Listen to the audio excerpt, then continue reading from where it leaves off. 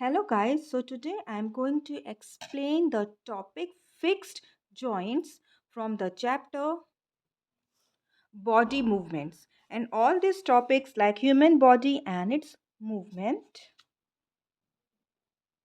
then ball and socket joints, pivotal joints and hinge joints. All these topics I have already explained in my previous videos, so you can go through it.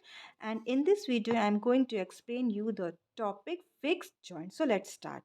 So fixed joints, what do you understand by fixed joint? अब fixed joint का क्या मतलब होता है? That means fix joints joints तो है लेकिन वहाँ पे मूवमेंट नहीं होती है। ठीक है, अभी तक हमने पढ़ा जॉइंट्स में मूवमेंट होती है। ठीक है, जैसे बॉल एंड सॉकेट जॉइंट्स, इसमें मूवमेंट होती है, पूरी राउंड मूवमेंट होती हैं। देन पाइवोटल जॉइंट जो कि हमारे नेक और हेड के बीच में पाया जाता है, इजंट इट। हिंज जॉइंट जो कि हमारे नी एज वेल एज एल्बो में पाया जाता है, जो कि वन डायरेक्शन में मूवमेंट होता है। लेकिन अब ये जो हम जॉइंट पढ़ने जा रहे हैं ये है फिक्स्ड जॉइंट्स। जॉइंट्स तो है लेकिन वहाँ पे मूवमेंट बिल्कुल नहीं है। तो ऐसा जॉइंट कहाँ पे पाया जाता है? So let's study. Some joints between bones in our head are different from those we have discussed so far. तो ऐसी जॉइंट हमें कहाँ पे मिलेगी? हेड में मिलेगी। ठीक है, these bones cannot move at these joints. तो जो हेड की जो बोन का जो जॉइंट्स होता है वो मूव नहीं करता है। Such joints are called fix joints. तो जो जॉइंट्स मूव नहीं करता है उस जॉइंट्स को हम क्या बोलते हैं? Fixed joints. The bones that cannot move at these joints are called fixed joints. When you open your mouth wide, you can move your lower jaw away from your head, isn't it? अब आप क्या करिए, अपने mouth को open करिए, ओ बोलिए या आ। आप आ बोलिए, आ। तो क्या होगा, आपका ये जो लोअर जॉ है वो नीचे की तरफ आ जाएगा, यानी कि हेड से वो दूर हो जाएगा। ठीक है, try to move your upper jaw now. अब आप अपने अपर जॉ को मूव करिए, तो अपर जॉ मूव होगा? अपर जॉ तो बिल्कुल मूव नहीं होगा, सिर्फ लोअर जॉ मूव करेगा और अपर जॉ मूव नहीं करेगा। Are you able to move it? There is a joint between the upper jaw and rest of the head, which is a fixed joint. अब एक ऐसा जॉइंट है जो कि हमारे अपर हेड और लोअर जॉ के बीच में होता है। ठीक है, तो जो लोअर जॉ है वो तो मूव कर गया, यानी कि वो नीचे आ गया। लेकिन जो अपर जॉ है हेड के साथ, उसमें मूवमेंट नहीं हुआ, वो तो ऊपर नहीं गया ना। लोअर जॉ नीचे आया तो अपर जॉ तो ऊपर नहीं गया हमारा, वो तो वहीं पर है, हेड भी वहीं पर है। ठीक है, we discussed only some of the joints that connects parts of our body. अब हम लोग ने यहाँ पे कुछ ही ऐसे जॉइंट्स के बारे में पढ़ा है जो कि हमारी बॉडी को एक दूसरे से कनेक्ट करता है, हमारे बोन्स को एक दूसरे से कनेक्ट करता है। ठीक है, what gives the different parts of the body their different shapes. अब यहाँ पर है कि जो हमारा different parts of the body है वो डिफरेंट शेप्स दे रहा है। तो ऐसी क्या चीज़ है कि हमारे बॉडी को वो डिफरेंट शेप दे रहा है? जैसे हमारी बॉडी का लेग का शेप डिफरेंट है, हमारे हैंड का शेप डिफरेंट है, तो ऐसी क्या चीज़ है? हमारा हेड डिफरेंट है, हमारा चेस्ट का शेप डिफरेंट है, तो ऐसी क्या चीज़ है जो कि हमारी बॉडी को डिफरेंट शेप दे रहा है? If you wanted to make a doll, what will you make first? अब आप अगर एक डॉल बना रहे हैं तो आप सबसे पहले क्या बनाएंगे? You will make the structure of the doll. आप क्या बनाएंगे? आप पहले उस डॉल का एक स्ट्रक्चर बनाएंगे। Perhaps a framework to give the doll shape before making its outer structure, isn't it? तो आप उस डॉल का एक स्ट्रक्चर बनाएंगे। ठीक है, और मैं आपको एक और एग्जांपल देती हूँ। जैसे कि आप अगर कहीं देख रहे होंगे बिल्डिंग बन रही है, तो बिल्डिंग में क्या आप देखते हैं? पहले उसका स्ट्रक्चर बनाते हैं ना। एंड फ्रेम से क्या होता है, उसका पूरा स्ट्रक्चर बनाते हैं और फिर उसमें क्या डालते हैं? सीमेंट वगैरह डालते हैं, ईंटें डालते हैं। ठीक है, और फिर एक बिल्डिंग का शेप आता है। तो वो क्या बना रहा है? स्ट्रक्चर। पहले हम स्ट्रक्चर बना रहे हैं। ठीक है, framework. All the bones in our body also form a framework to give a shape to our body. तो इसी तरह से हमारे बॉडी का भी एक स्ट्रक्चर है, हमारे बॉडी का भी एक फ्रेमवर्क है, जिसको हम क्या बोलते हैं? स्केलेटन बोलते हैं। क्या बोलते हैं? What do we call it? Skeleton बोलते हैं, जो कि हमारी बॉडी को एक शेप दिया हुआ है।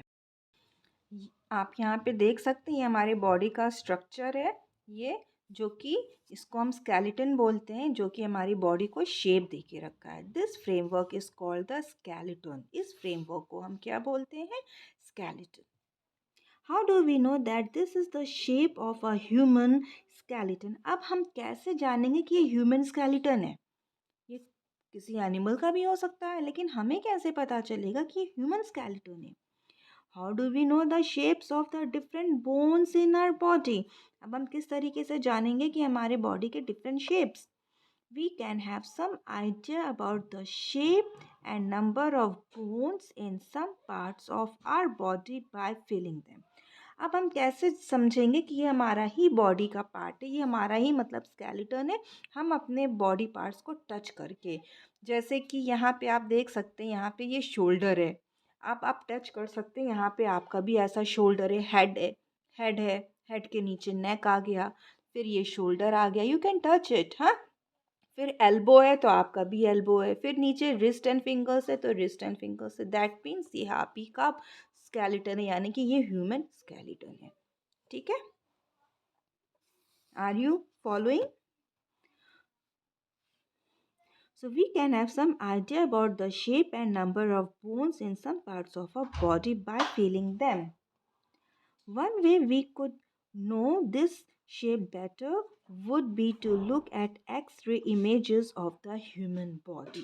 अब हम लोग दूसरे तरीके से क्या कर सकते हैं? ह्यूमन बॉडी का एक्सरे देख सकते हैं। तो कैसे एक्सरे हम ह्यूमन बॉडी का देख सकते हैं? वो भी बहुत ही सिंपल है। Did you or anyone in your family ever have an x-ray of any part of your body taken? अब आपके फैमिली मेंबर्स में किसी का कभी एक्सरे हुआ है? एक्सरे कब होता है? जब हमें चोट लगती है, तब नेचुरली डॉक्टर रिफर करते हैं कि आप अपना एक्सरे करवा लीजिए। ठीक है, तो अगर आपके पास ऐसी वो एक्सरे रिपोर्ट होगी, एक्सरे आपके घर में अगर होगा किसी का, तो वो आप ज़रूर देखिएगा। Sometimes, when we are hurt or have an accident, doctors use these x ray images to find out about any possible injuries that might have happened to the bones. अब इस एक्सरे इमेज से doctors पता लगाते हैं कि आपकी bone में किस टाइप की इंजरी है। The x-ray shows the shapes of the bones in our bodies, और एक्सरे से ही the x-ray shows the shape of the bones in our bodies. तो एक्सरे से हमें पता चलता है हमारे बोन्स का कैसा शेप है, हमारे बॉडी के अंदर जो बोन्स है ना उसका शेप कैसा है। Okay, feel the bones in your four arm, upper arm, lower leg and upper leg. अब यहाँ पे क्या बोल रहा है? आप अपने four arm, upper arm, lower leg and upper leg का बोन्स को फील करिए, आप उसको टच करिए, थोड़ा टाइटली आप अपने हैंड से प्रेस करके उसको फील करिए। Try to find the number of bones in each part, और आपका वर्क है कि आपको नंबर ऑफ बोन्स पता लगाना है। ठीक है, अच्छा है, नॉलेज के लिए आप पता लगा सकते हैं। Similarly feel the bones of your ankle and knee joints and compare these with the x ray images. और साथ ही साथ आपके पास जो एक्सरे रिपोर्ट है ना, उस एक्सरे रिपोर्ट को देखिए और आप अपने आप आपके अंदर जो वो वैसी बोन्स हैं उसको आप फील करिए। ठीक है, बेंड योर फिंगर्स, अब फिंगर्स को आप बेंड करिए।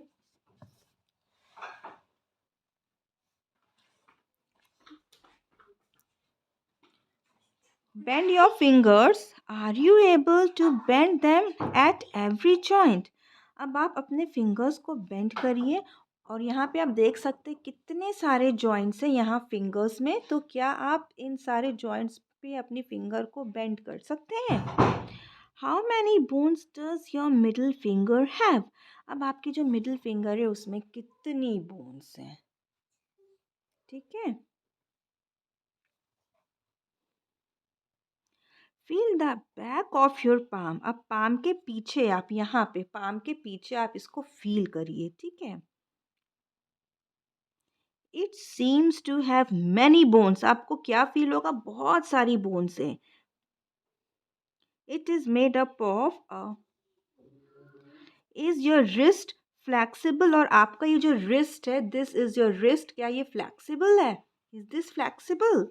So it is made up of several small bones called carpals. तो वो जो बोन्स हैं वो किसकी बनी हुई हैं? स्मॉल बोन्स, और उसको हम क्या बोलते हैं? कार्पल्स. तो carpals are made up of several small bones. What will happen if it has only one bone? अगर सिर्फ वन ही बोन होता तो क्या होता? तो is the movement possible? Movement क्या पॉसिबल हो सकती है अगर पूरी हैम, पूरा आर्म और आपका फिंगर्स तक जो है अगर एक ही बोन होती तो क्या मूवमेंट पॉसिबल होती? नहीं होती. इवन ये जो फिंगर है इसकी भी एक ही बोन होती है. यहाँ पे आप देख सकते हैं ना कितने सारे जॉइंट्स हैं.